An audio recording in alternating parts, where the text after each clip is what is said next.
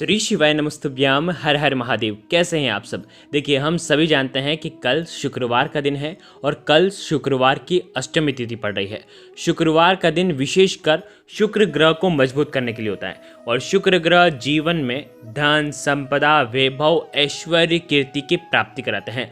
जिसका भी शुक्र ग्रह मजबूत होता है उसके जीवन में कभी भी धन संपदा की कमी नहीं होती है। इसीलिए शुक्रवार का दिन विशेष शुक्र ग्रह को मजबूत करने के लिए होता है, जो हमारे जीवन में सुख शांति देते हैं, ऐश्वर्य की प्राप्ति कराते हैं। इसीलिए हर व्यक्ति के जीवन में उसे शुक्र को मजबूत करना बहुत ज़रूरी होता है ताकि उसका जीवन भी सुखमय बीते। तो आज का ये जो वीडियो है पूरा बहुत ही खास होने वाला है। विशेषकर शुक्र ग्रह को मजबूत करने के लिए होगा, धन की प्राप्ति करने के लिए होगा और बहुत ही आसान से ये उपाय होने वाला है। मात्र इस वीडियो के माध्यम से हम आपको 4 महा उपाय बताएंगे जो कि आपको विशेषकर शुक्रवार के दिन करना है। शुक्रवार की अष्टमी हो, शुक्रवार की प्रदोष हो, शुक्रवार की पूर्णिमा हो, आप ये उपाय किसी भी दिन कर सकते हैं, लेकिन विशेषकर शुक्रवार के दिन अगर आप करते हैं तो विशेष फलदायी होगा। बहुत ही आसान से उपाय हैं, इसलिए इस वीडियो को अंत तक ज़रूर देखना ताकि आपका जीवन भी सुख समृद्धि से भर जाए। पूज्य गुरुदेव की ही कथा सुन करके, समझ करके समझाने का पूरा प्रयास करूंगा, लेकिन उससे पहले वीडियो को लाइक करें और भगवान शिव के यदि आप सच्चे भक्त हैं तो चैनल को ज़रूर सब्सक्राइब करें। देखिए, 4 जो उपाय हैं, विशेषकर सबसे पहला जो उपाय होगा वो शुक्र ग्रह को मजबूत करने के लिए होगा। दूसरा जो उपाय होगा वो होगा हरी इलायची का, जो कि धन संपदा को बढ़ाता है। तीसरा उपाय लंबी बाती का दीपक, जो कि सुख समृद्धि बढ़ाता है। और चौथा उपाय विशेषकर जिन लोगों के जीवन में कोई रास्ता नज़र नहीं आ रहा है, धन संबंधित परेशानियां बहुत ज़्यादा हैं, तो वो चौथा उपाय कर सकते हैं। बहुत ही आसान से ये उपाय होने वाला है। देखिए, सबसे पहला उपाय, यदि आपको ऐसा लगता है कि आपका जो शुक्र ग्रह है वो कमज़ोर का है, आपने कई जगह कुंडली दिखा रखी है और आपका जो शुक्र है वो मृत का है, नीच का है, तो आपको ये उपाय ज़रूर करना चाहिए। विशेषकर शुक्र ग्रह को मजबूत करने के लिए यदि आपका शुक्र ग्रह पहले से ही मजबूत है तो भी आप ये उपाय कर सकते हैं। देखिए, करना क्या है, मात्र 1 बेलपत्र लेना है। अब देखो, बेलपत्र खंडित तो लेना ही नहीं है। अगर बेलपत्र नहीं मिल पाते हैं तो भगवान शिव के ऊपर चढ़े हुए बेलपत्र का आप उपयोग कर सकते हैं, शुद्ध जल डाल करके। मात्र 1 बेलपत्र लेना है और उसके साथ में आपको 11 चावल के दाने लेना है। आगे आपको बात समझ में, चावल के दाने खंडित नहीं होने चाहिए, ठीक है। और साथ में तांबे के पात्र के अंदर जल लेना है। मात्र ये 3 चीज़ लेना है, बेलपत्र, तांबे के पात्र के अंदर जल और 11 चावल के दाने। ये ले जाना है आपको भगवान शिव के मंदिर में।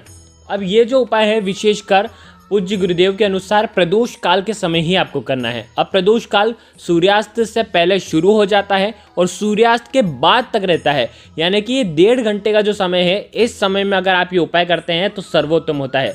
क्या करना है, भगवान शिव के मंदिर में आपको जाना है। अब जो तांबे का पात्र है जिसके अंदर जल है, उसके अंदर आपको 11 चावल के दाने डालना है और ये चावल के दाने खंडित नहीं होना चाहिए, ठीक है। 11 चावल के दाने आपको जल के पात्र के अंदर भगवान शिव के सामने ही डालना है। आप एक एक बात को बिल्कुल ध्यान से समझना, भगवान शिव के सामने ही आपको डालना है और बोलना है ईदम अक्षतम ओम नमः शिवाय। देखो, स्क्रीन पर आपको ये मंत्र मिल जाएगा, इस मंत्र का जाप करना और 1 चावल का दाना जल के पात्र के अंदर डालना। इसी प्रकार से 11 बार मंत्र का जाप करना और 11 चावल के दाने आपको जल के पात्र के अंदर आपको डाल देना है। देखिए, अब इस उपाय को समझना है। आपका जो सीधा हाथ है, हथेली है, हथेली के ऊपर आप जो एक बेलपत्र लेकर के आए हैं वो बेलपत्र आपको रख देना है। अब देखो कैसे रखोगे, खरदूरा वाला जो हिस्सा होगा वो आपके हाथ पर स्पर्श होना चाहिए, ठीक है। चिकना वाला साइड ऊपर होना चाहिए बेलपत्र का। अब इसी के ऊपर ये तांबे का पात्र रखना जिसके अंदर जल है और जिसके अंदर आपने 11 चावल के दाने डाले हैं।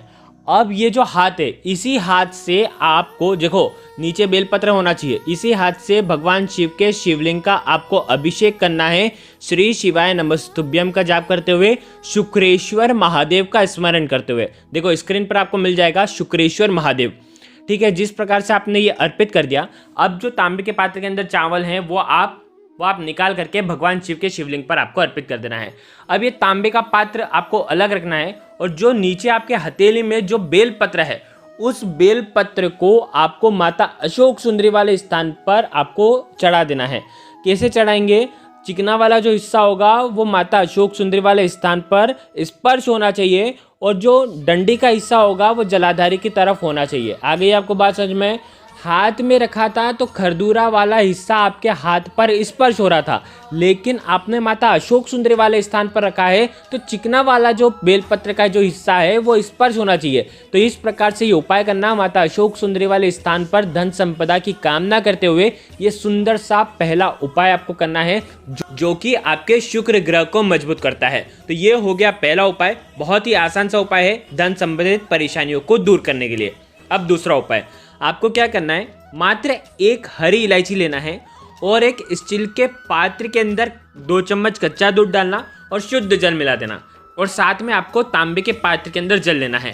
ठीक है, ये तीनों चीज़ लेकर के भगवान शिव के मंदिर में आपको जाना है शुक्रवार के दिन।